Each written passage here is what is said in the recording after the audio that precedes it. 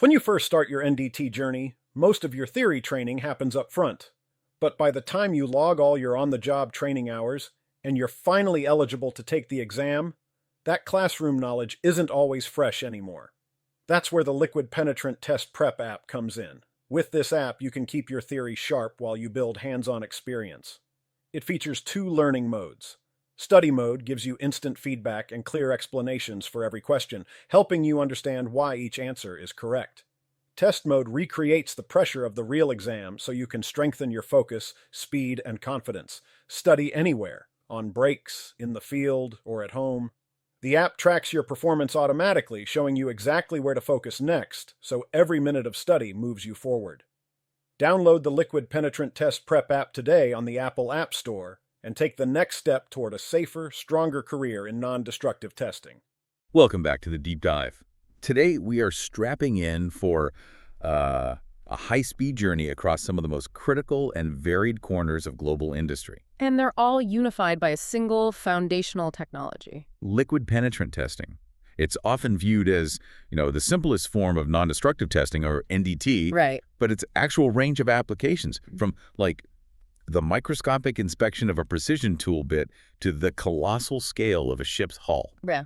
It's just truly immense. It is a remarkable method, really, because of its versatility. When you look at the landscape of NDT, you have these highly specialized techniques, ultrasonic testing, eddy current. Sure. But liquid penetrant testing offers this unparalleled flexibility. It's essential wherever a surface discontinuity has to be found quickly and accurately. And it doesn't matter if the material is magnetic or what size it is. Exactly. So our mission today is to cut through the basics and really deliver a deep understanding of where and why this method is truly indispensable. We've compiled a wealth of industrial insight titled Various Applications of Liquid Penetrant Testing, and our goal is to extract those crucial nuggets of knowledge. We're really getting into real-world industrial practice. Yes, we aren't just discussing the principles of the test. We're dissecting the process control, the specific techniques used in these grueling environments, and maybe most importantly, the acceptance criteria that define success and failure for these high-stakes components. And the material we have is an excellent guide for that. It connects the dots across industries you might never, associate with each other. Right. We're analyzing 5 distinct high-impact areas: precision metal cutting tools, the harsh world of oil field downhole tubulars, large-scale marine and shipbuilding, The high-stress world of automotive and racing components. and the surprisingly nuanced application of testing plastic materials. It's just a testament to the adaptability of the method. And we are moving immediately to the first section, which is driven by pure economics. Today's episode is brought to you by AMS Level 3. AMS Level 3 provides consulting, training, and compliance solutions to help companies build stronger, non-destructive testing programs. You can learn more about their services at the link in the video description. Okay, so let's start with part 1. Liquid penetrant testing of metal cutting tools. Why begin here? I think it illustrates immediately how the quality of a supposedly expendable item can cascade into massive financial implications. It's the perfect place to start. We are talking about high-speed steel cutting tools, drills, milling cutters. Things that wear out. Right. They are technically replacement items, but their quality directly and dramatically influences the total cost of manufacturing. So a faulty tool isn't just a loss of the tool itself. Oh, not at all. It causes massive amounts of scrap material. It can ruin expensive work pieces that might be, 90% finished. And worst of all, it leads to unplanned and extremely costly downtime on automated production lines. So the quality of that tool has to be a collaborative standard, something agreed upon by both the tool manufacturer and the person actually using it. To achieve any level of economy, yes, absolutely. So what specific discontinuities are we hunting for in these tools? What are the culprits? Well, it depends heavily on the tool material. In your standard high-speed steel tools, the focus is on volumetric things like voids or inclusion. Okay. Or process-induced problems, things like cracks from heat treatment, stress relief variations, or grinding checks. But when you move to the really hard materials, like carbide tools, the failure modes shift. They do. The problems become related to the manufacturing processes unique to them. So you're looking for discontinuities related to brazing, grinding, and lapping. And what about cobalt-based alloys? With those, the complexity often stems from the welding processes, porosity, or the subsequent grinding steps.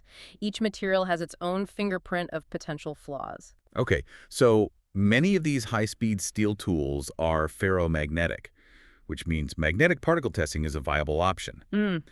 Why is liquid penetrant testing specifically called out as being, preferred or even superior for many of these tools? It really boils down to two things: material limitations and sensitivity requirements. Right.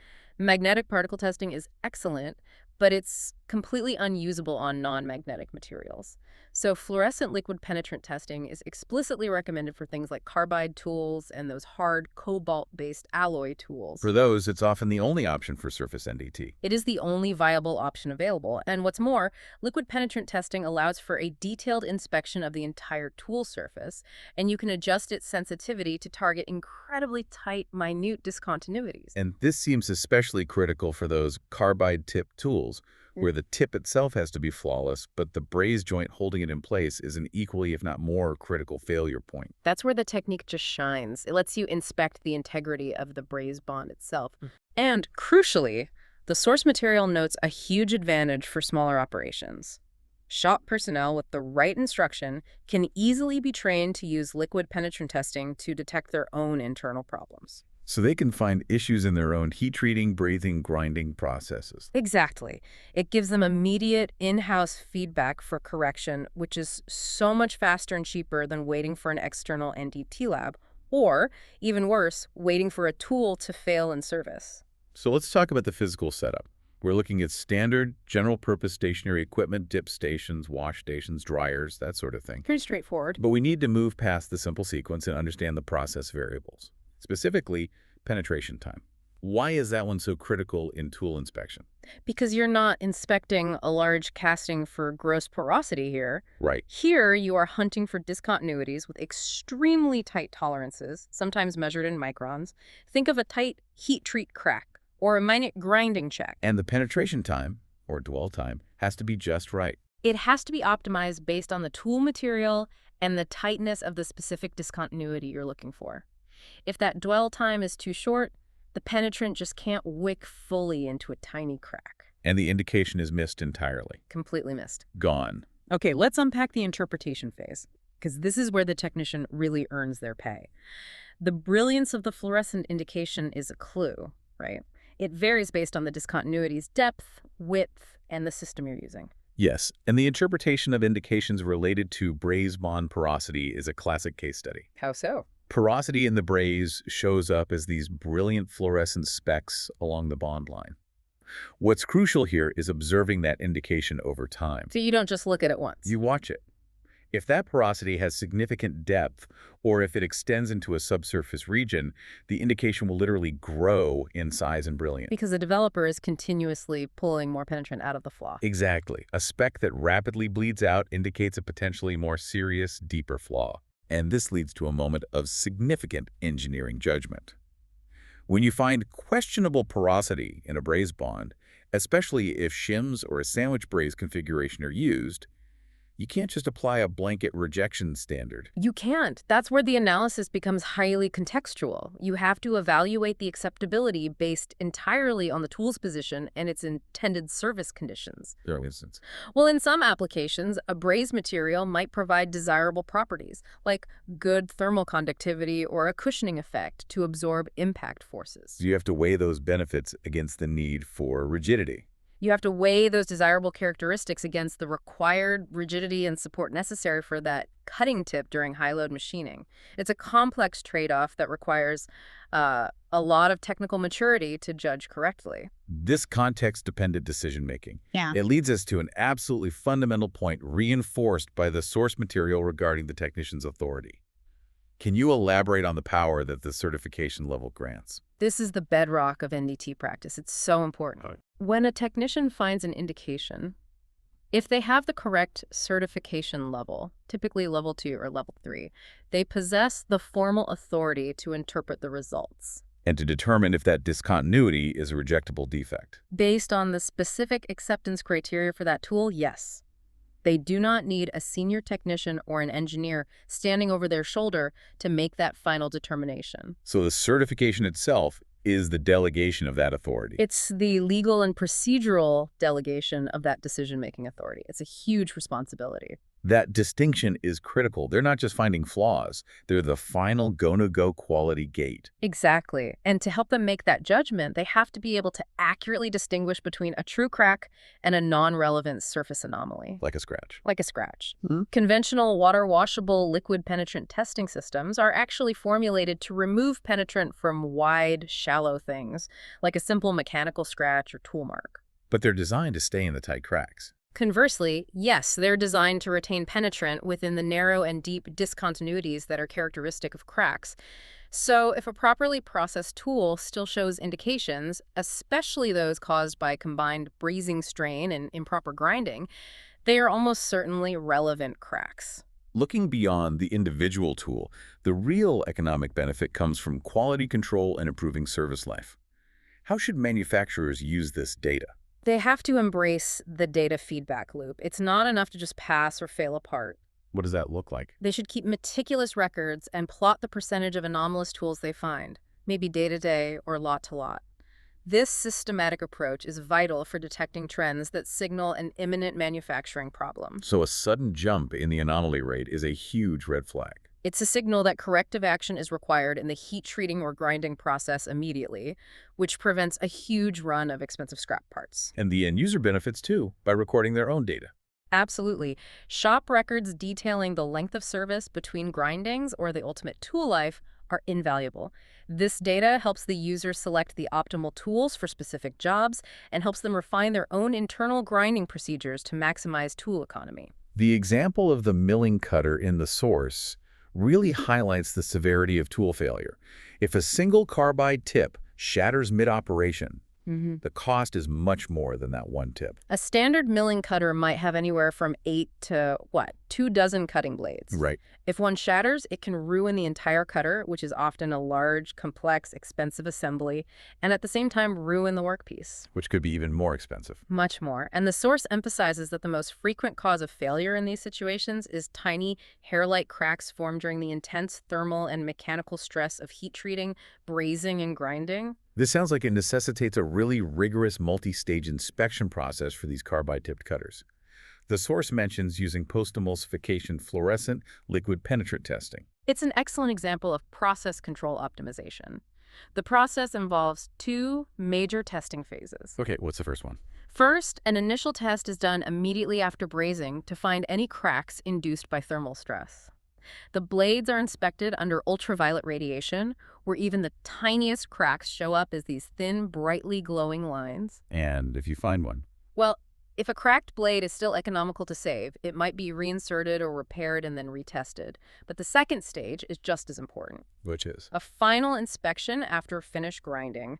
This checks the entire assembly to make sure the final mechanical finishing stage didn't induce any new checks or cracks. So you're guaranteeing the tool's integrity before it ever touches a workpiece. That's the goal. That commitment to dual-stage inspection shows that manufacturers recognize the high risk inherent in both the joining process and the final surface finishing process. They're using liquid penetrant testing as the necessary quality checkpoint at each of those high-risk steps. All right, let's transition now. From precision shop work to the vast, high-pressure environments miles beneath the surface. Let's dive into part 2. Liquid penetrant testing of oil field downhole tubular parts. We're moving to a very high-stakes environment. We're talking about bottom hole assembly components, or BHA. Okay. These are critical products used deep underground to maximize weight and stability, making sure the drill bit tracks accurately. The unique NDT requirement here stems entirely from the material selection. Many of these BHA components are intentionally made of non-magnetic materials, right? Things like specific austenitic stainless steels or beryllium copper.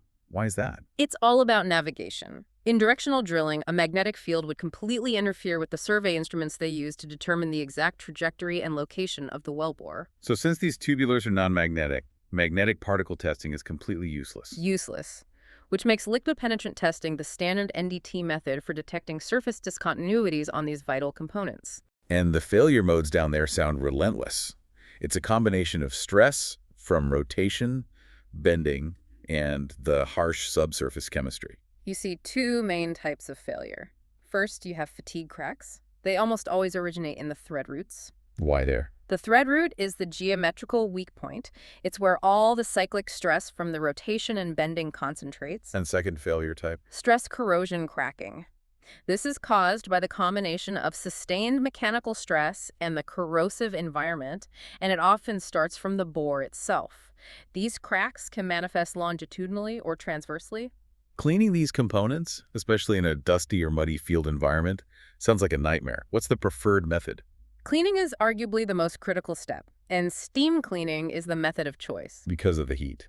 The heat from the steam is multifunctional. It effectively removes debris, and crucially, it heats the metal, which causes a microexpansion that opens up minute cracks just slightly, making them easier for the penetrant to enter. It also helps with the lubricant, I imagine. Exactly. It makes the viscous thread lubricant less viscous, which aids in its removal, but you have to allow sufficient time for the material and the lubricant to warm up thoroughly. And if steam isn't fully effective, or if there's detergent residue left, you use a solvent. But this requires strict adherence to compatibility. Absolutely. The solvent, or the secondary cleaner, must be compatible with the Liquid Penetrant Testing manufacturer's requirements. Why is that so important? Residues from strong alkalis or non-approved detergents can reduce the sensitivity of the entire liquid penetrant testing system. I mean, you could miss a critical fatigue crack because of it. When you're selecting the technique visible dye versus fluorescent, the source material shows a strong preference for visible dye for these non-magnetic BHA materials. Why avoid the higher sensitivity fluorescent systems? This is a decision that's really rooted in long-term field maintenance philosophy. Non-magnetic BHA connections are often inspected many times over their operational lifespan. If you use a fluorescent penetrant, it can be really difficult to thoroughly clean the residual fluorescence out of every single thread root after the inspection. And I think the source said you can't use fluorescent after visible has been applied. It's not advisable, no. Visible dye offers the required sensitivity for these cracks, and given the nature of field inspections, where guaranteeing a perfectly dark environment for UV inspection is just impractical, visible dye is the pragmatic choice for consistency and for long-term reinspectability. The method of penetrant removal is also tailored to the geometry, particularly those restricted threaded areas. For the external and restricted box threads, the solvent wipe technique is mandatory. Why not water washable? Water washable systems are just inappropriate there. The restricted access makes it extremely difficult to thoroughly remove all the excess water and residue, which can lead to potential background fluorescence or false indications. But for the inside? For the smaller inside diameters, conversely, water washable liquid penetrant testing is the most appropriate and efficient cleaning method. Let's focus on the process control needed in the field, where conditions are rarely ideal. The biggest problem cited is temperature control. What are the constraints there? Field-tested temperatures are a huge logistical headache. The process temperature range is pretty narrow, 10 to 52 degrees Celsius, or 50 to 125 Fahrenheit. And the part's surface temperature has to stay in that range for the whole process. The entire process, from penetration to development. If the BHA has just been steam cleaned, you have to wait for it to cool down. If you're testing outdoors in the middle of winter, the component has to be moved inside and warmed up. This adherence to temperature is just non-negotiable for reliable results. And what happens if the temperature is creeping down toward that 10 degrees Celsius minimum? You have to adjust the dwell time. If the temperature is nearing 10 degrees, the penetrant becomes more viscous, more sluggish, so the dwell time should be extended maybe up to 30 minutes to ensure it can still wick into those tight discontinuities. So longer is better, to a point. The guidance is clear. Longer dwell times don't generally harm sensitivity as long as the penetrant doesn't dry out. When in doubt, increase the dwell time. When using the solvent wipe technique, the source stresses optimizing the removal procedure. Why is minimizing the number of passes so critical? Overcleaning is the primary risk of the solvent wipe technique. It's a classic mistake. What happens? If you wipe excessively, especially with strong solvents, you can inadvertently pull the penetrant right out of the shallow actual cracks. You're essentially cleaning out your own evidence, leading to a missed indication. So a proven technique is key. Yes, an optimized technique like a dry wipe first, followed by a light wipe with a dampened cloth, is essential to achieve thorough cleaning in the fewest passes possible, which maintains the sensitivity. And for developer application, especially on those critical thread routes, what's the specific focus there? Solvent-based non-aqueous wet developer spray is standard for the threaded areas. Since the geometry of a rotary shouldered connection makes it hard to spray directly into the thread roots, the inspector has to meticulously focus on achieving an even, thin coating specifically on those roots. Because that's where the cracks start. That's where the fatigue cracks begin. For the larger, more accessible bore and outside diameters, dry powder developer is also used. And the evaluation phase, post-development, it requires clear sight lines and specific lighting. Minimum lane intensity is 500 lux, or 50-foot candles. And crucially, the final examination is only done after the full development time has elapsed, allowing the indications to fully bloom. And the acceptance criteria for BHA components. It reflects the high risk. Cracks, regardless of size, render the tubular unfit for service and result in immediate rejection. There is zero tolerance for relevant linear discontinuities in these high-pressure critical components. That stringent standard is a stark reminder of the financial and safety risks associated with downhole failure. We'd also like to recognize Skaggs Media, LLC as the creative force behind today's podcast. Skaggs Media specializes in helping businesses build a strong presence on social media through strategy, content, and storytelling that connects. Find out more at skaggsmedia.com. We transition now from underground pressures to the expansive world of Part 3, marine applications of liquid penetrant testing. This technique has a long history, right? It goes back to the first half of the 20th century in shipyards. It's one of the oldest and most consistent applications of NDT. The sheer scale and variety of materials in a vessel, from high-strength steel to specialized non-magnetic piping, make liquid penetrant testing just indispensable. The source seems to divide the applications between new construction and repair or maintenance. That's a good way to look at it, yes. For new construction, what are the primary applications cited in the material? They cover both structural and pressure boundary integrity. First, inspection of welded or brazed joints in spiralized austenitic piping systems. Second, checking the quality of cladding or buttering processes applied to steel components, which often involve nickel copper, stainless steel, or other non-ferrous alloys. Third is inspecting critical welded joints in non-magnetic reactor piping systems, where, again, magnetic particle testing is useless. And then propellers. Right. Fourth, testing ship propellers, including the massive hub and blades, which is usually performed visually with a visible dye.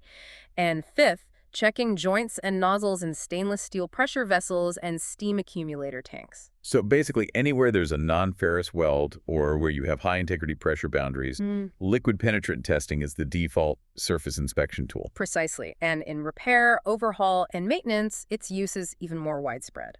In machinery overhaul, where do we see liquid penetrant testing applied extensively? Well, think about the complex systems that drive a ship.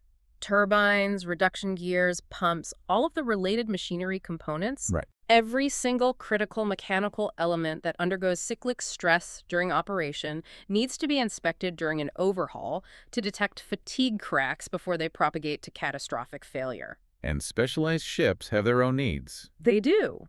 Things like liquid sulfur tankers or massive LNG carriers, they have unique, complex cargo handling equipment and piping systems that require specific liquid penetrant testing protocols. And the quality requirement even filters down to high-competition sailing and powerboat racing. Yes.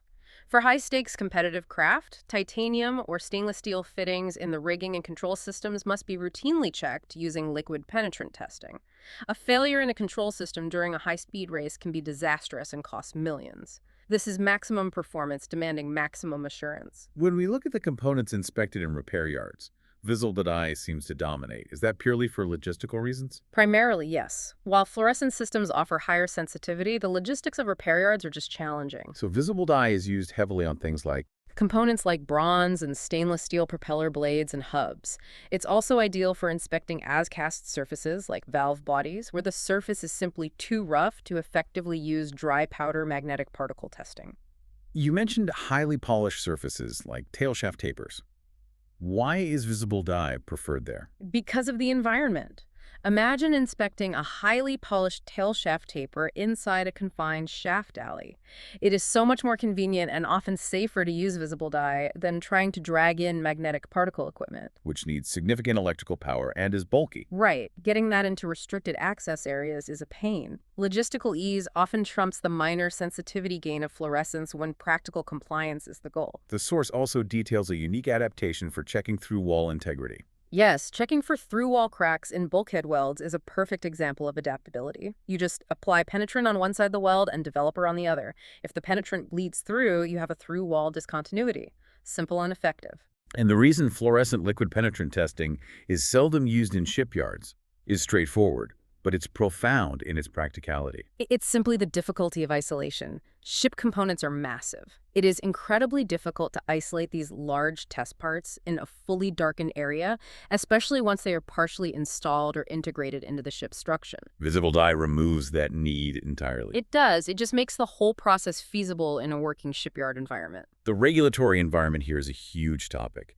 Liquid penetrant testing is generally performed according to specifications like ASTM E165, but the governing bodies, the U.S. Coast Guard, the American Bureau of Shipping, and the U.S. Navy, they set the acceptance criteria. Let's start with the U.S. Navy. Their specifications are layered and highly prescriptive. In what way? For new construction, detailed specifications invoke core fabrication and test requirements. They meticulously define what to inspect, where to inspect it, the acceptance criteria, and the specific methodology. And the standards themselves. The actual acceptance standards often rely on dedicated naval documents like MIL STD 2035 and Navi C T9074. And for repair or overhaul work on naval vessels. That falls under the requirements contained within the Overhaul Work Package, or OWP, or the repair contract itself. These documents rely on the Naval Ship's Technical Manual, the NSTM, like Chapter 556 for hydraulic equipment. The Navy dictates everything because they are the ultimate arbiters of risk for military vessels. Now compare that to the commercial maritime sector. How does that regulatory chain function? It's different. Commercial new construction is governed first by the owner's specifications, which then have to comply with the requirements of the primary regulatory agencies, the U.S. Coast Guard and the American Bureau of Shipping. And how do they set their standards? The USCG relies on Title 46 of the Code of Federal Regulations, Subchapter F, which points testing methods toward the ASME Boiler and Pressure Vessel Code, Section V, and that code accepts equivalent procedures like ASTM E165. So the Coast Guard relies on established industry codes. And the ABS? Similarly, the ABS relies on its rules for building and classing steel vessels and generally accepts any procedures that are satisfactory to the USCG. This regulatory chain shows a fascinating difference. The Navy dictates granular standards down to the component, whereas the commercial sector relies on the authority of established industry codes like ASME. It's a reflection of differing risk tolerances, which is immediately visible in the acceptance criteria. But before you even apply those criteria, technicians have to confirm if an indication is genuine or false, especially in these rough ship structures. So what is the protocol for confirming indications that might be non-relevant or false? Say, something caused by residual penetrant or just surface roughness at the toe of a weld. Indications found at the toe of a weld or in weld craters are always considered relevant unless proven otherwise. And the confirmation process. It's highly detailed. It requires 3 steps if you suspect an indication is false. First, complete cleaning and retesting of the area. Okay. Second, visual testing of the area using a minimum of 5x magnification. And third, exploration by surface removal. You actually remove part of the surface. You remove the surface condition, like the roughness, that you think caused the indication from at least 10% of the area in question. That sounds like a serious investment of time just to disprove an indication. Yeah. What happens if the indication comes back after all that effort? If, after cleaning and retesting, the indication reappears, then both the original and the new indications must be classified as relevant defects and evaluated against the applicable acceptance standards. And if it disappears? Then it's considered non-relevant or false. The procedure ensures technicians are never simply guessing. Let's analyze the detailed acceptance criteria for surface ship and submarine structure welds. This is specific to the U.S. Navy's high-risk environment. How are linear indications handled? They're severely restricted. The welds and a surrounding 13 millimeters or half an inch of adjacent base metal must be entirely free of any linear indication greater than 1.6 millimeters long. That's tiny. It is an extremely tight tolerance given the scale of ship construction. And how are nonlinear or rounded indications judged, since they often represent porosity? Their acceptability depends on the nominal thickness of the weld itself. A defined table specifies the maximum acceptable size. For instance, for a welds thicker than 9.5 millimeters, the max size for a rounded indication is 3.2 millimeters. Is there a limit on how many there can be? Yes, the total area covered by all indications must not exceed 0.5% of the weld's surface area being inspected. The source also mentions a specific dimension for non-relevant indications flaws that should be disregarded entirely. This is a practical recognition of material reality. The size threshold depends on thickness. For material thickness up to about 4.8 millimeters, rounded indications below 0.4 millimeters are disregarded.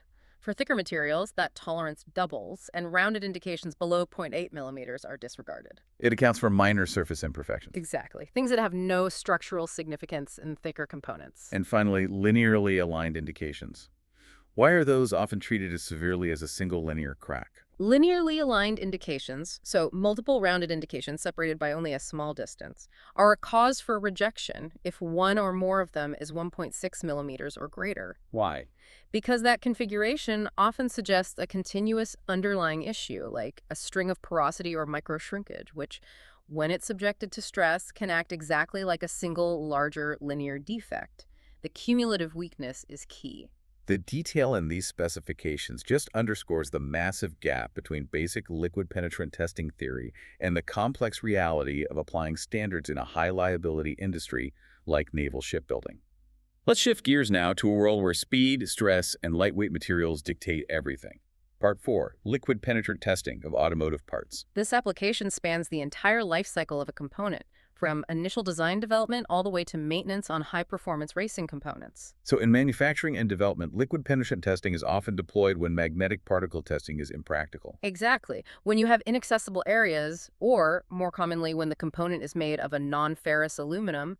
Can you give an example of its use early in the manufacturing process? Absolutely. The source recalls a case where visible dye liquid penetrant testing was used on cylinder blocks to find cracks in the cylinder bores right after machining, before assembly. And that process was? Thorough cleaning, a 10-minute penetration, solvent wipe removal, developer for 5 minutes, and then inspection under white light. And they did this on all blocks? On all cylinder blocks, until the specific cause of the cracking was identified and fixed in the machining process.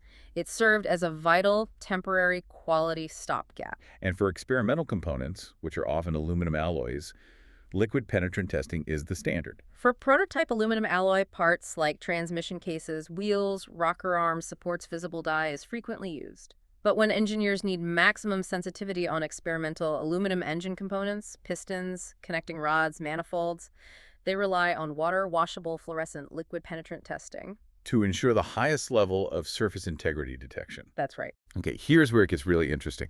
High-performance racing applications. The source details the inspection of forged aluminum alloy pistons used in maximum performance engines, like a Hemi-head engine. What is the acceptance standard there? The standard is virtually zero defect. For a new, pristine, forged aluminum alloy piston that's destined for competition, the acceptance criterion is clear. No fluorescent liquid penetrant testing indications are permitted whatsoever. None. None. If there are surface folds present from the forging process, they have to be removed by mechanical polishing before it can be accepted. That is an incredibly stringent requirement. Where is the most critical area on these pistons? Stress analysis driven by engine dynamics dictates the criticality. The most severe discontinuity is defined as any detectable flaw in the area spanning the 3 o'clock to 9 o'clock orientation around the 28-millimeter piston pinhole. And finding anything there disqualifies the part. Immediately disqualifies the part. That area takes the most severe cyclical side loading from the connecting rod. The source also provides a powerful diagnostic example.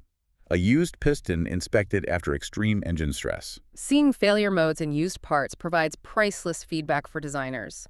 The inspected used piston showed clear indications of through cracks in the reinforcing ribs. The head and skirt supports. Right. And critically, through cracks in both the upper compression ring groove and the lower oil ring groove. This proves the stresses exceeded the material limits in those zones. And the procedure used for these parts is a highly controlled post-emulsifiable system. Yes, it requires multiple precise steps. Initial vapor degreasing, 2 separate 60-second emulsifier dips and drains, a warm water wash, forced air drying at 65 degrees Celsius, precise dry developer application, and finally, inspection using intense ultraviolet light. That level of control is needed for the sensitivity. To catch those minute fatigue cracks, absolutely. This regulatory influence extends to the track, too. Open-wheel racing cars governed by bodies like the United States Auto Club, USAC, they mandate inspection for safety. That's right. Since 1965, USAC rules have required pre-competition inspection of all critical components: transmission, steering, suspension, and the wheels. And these are often made of lightweight aluminum and magnesium alloys. They are. And a failure in any of those systems means a catastrophic loss of control. So let's break down the detailed acceptance criteria for magnesium racing wheels, as defined by USAC rules. How are linear indications treated? Linear indications are strictly prohibited, and this prohibition is extended to linearly disposed rounded indications, which are defined very precisely. Which is what? 4 or more rounded indications in a line, separated by less than 1.6 millimeters. This prevents a chain of small flaws from being accepted if they create a stress riser path. And cluster porosity or microshrinkage, how are the size and frequency restricted? Cluster porosity is limited in size. It can't exceed 13 millimeters or half an inch square. Furthermore, the frequency of indications within that cluster has to be less than 50% of the affected area. And I think the source said if it's on the opposite side of the wheel. Right, where it might be harder to detect, the maximum allowable size drops to 6 millimeters square. And where are these types of indications absolutely forbidden? They cannot be within 13 millimeters of any high-stress geometric feature. Bolt holes, the rim edge, the spokes, or any radius on the wheel configuration. The rules really reflect a practical application of stress analysis. If a questionable indication is found, the technician has a process for reevaluation before they reject it. How does that work? The standard allows for reevaluation up to twice. The procedure is specific.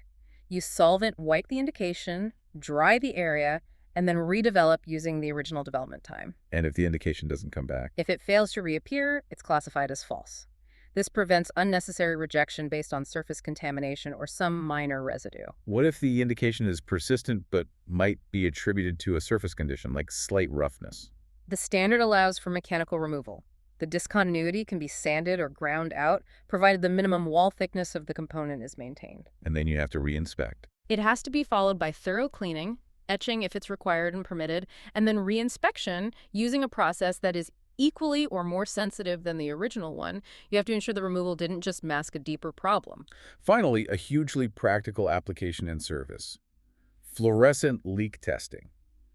How does liquid penetrant testing methodology solve the common problem of identifying the source of an oil leak? It adapts the principles of penetrant inspection to fluid dynamics. Service technicians often struggle to distinguish between an engine oil leak and a transmission leak without disassembly. They look the same. So how do they tell? They use high-intensity ultraviolet radiation to inspect the underside of the car.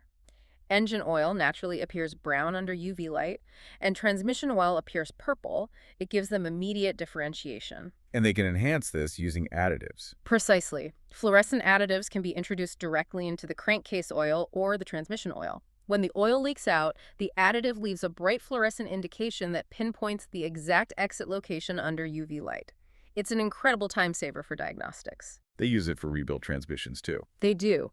Parts are sprayed with fluorescent liquid penetrant testing on one side of a case component and then inspected on the other side under UV light to reveal any through-wall porosity or casting leaks before assembly.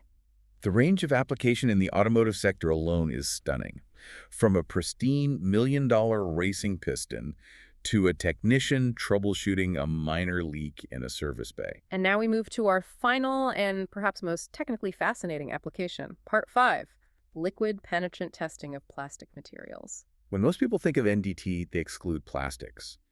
But molded organic resins, they suffer failure from stresses too, right? From molding, cooling, handling, chemical exposure. They absolutely do, just like metals. And when you're testing plastics, the source material identifies 3 distinct philosophies of testing. And these are crucial because they define the purpose of the inspection, not just the technique. Okay, what's the first philosophy, the basic reason for testing? The first is fundamental quality assurance. This just means testing the final product to ensure it meets performance standards and is free from discontinuities that would interfere with its satisfactory performance. So it justifies the expensive testing by ensuring the customer gets a good product. Exactly. And the second philosophy moves into process control. This is what the source calls the dollar profit philosophy.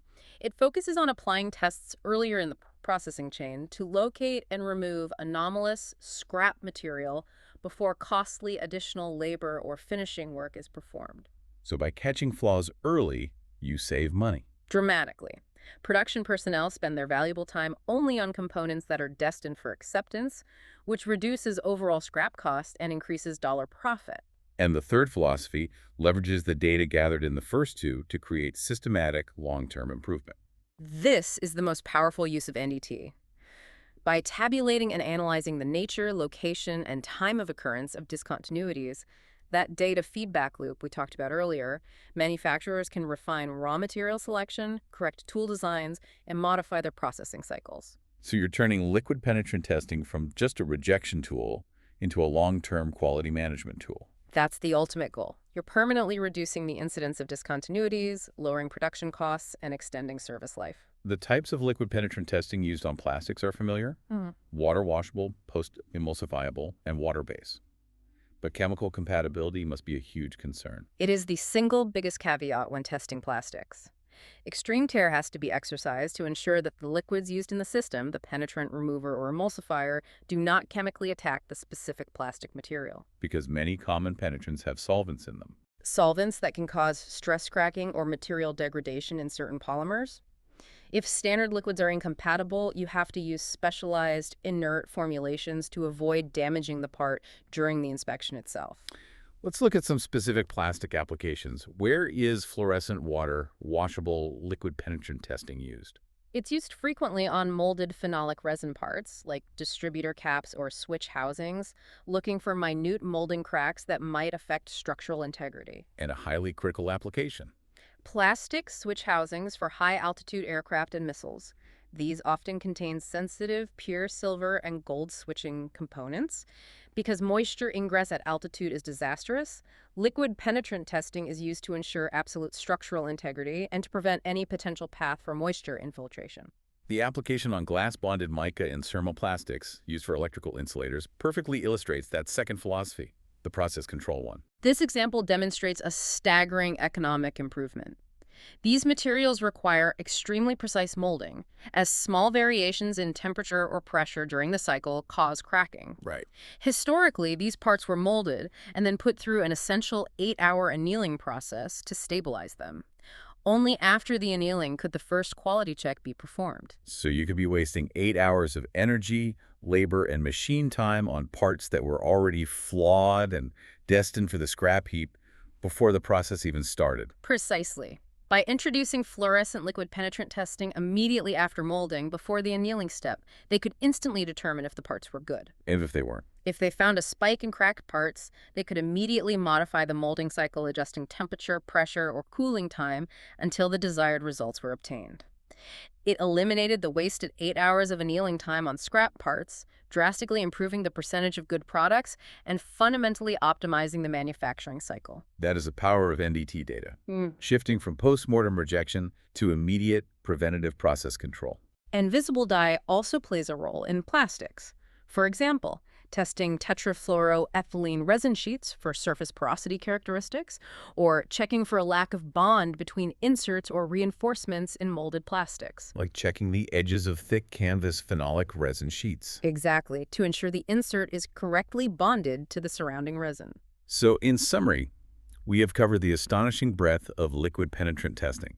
We've moved from microscopic failures in cutting tools and high-performance forgings, through the complex regulatory mazes of shipbuilding, and finally into the nuanced chemistry required for quality control in plastics. The central synthesis is that liquid penetrant testing is not just a visual aid.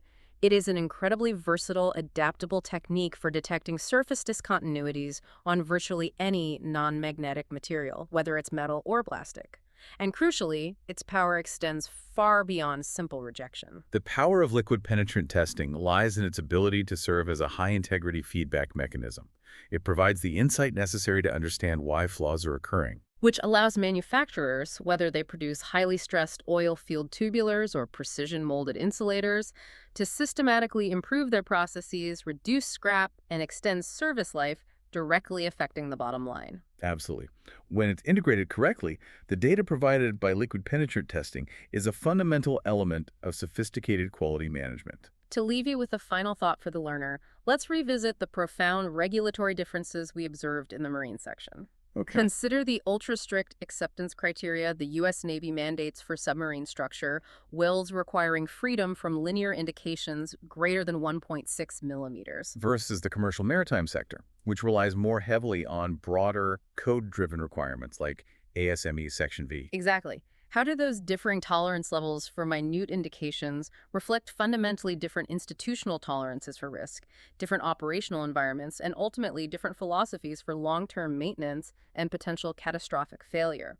That comparison reveals the true power and consequence of applied NDT standards. It highlights that the NDT standard you choose is essentially a reflection of your organizational risk appetite. A provocative question to close on indeed. Before we wrap up, a quick reminder that AMS Level 3 is here to support your non-destructive testing needs, whether it's Level 3 consulting, training and mentorship, or compliance solutions like NADCAP and FAA readiness. To learn more, visit amsl3.com. And don't forget to follow our YouTube channel for more insights and updates on non-destructive testing. Thank you for joining us for the deep dive. Until next time. If you've made it this far in the video, I'd like to ask for your support. Please consider buying us a coffee. Your contributions help cover the monthly subscriptions we use to produce these NDT training videos and keep new content coming.